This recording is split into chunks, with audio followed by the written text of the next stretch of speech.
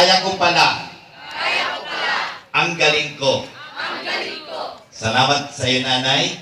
Salamat sa iyo, nanay. Salamat sa iyo, tatay. Salamat sa iyo, tatay. Salamat sa mga teachers. Salamat sa mga teachers. Sa ating mga madre. Sa ating mga madre. At sa aking mga classmates. Sa ating mga classmates. Congratulations. Congratulations.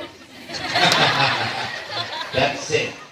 Ang edukasyon ay solusyon sa pagbabago sa sarili at sa mundo. Sabi nga, education, of course, is formation. And that formation should result to transformation. Education is the most powerful weapon which you can use to change the world. Of course, mahirap mag-aral. Diba?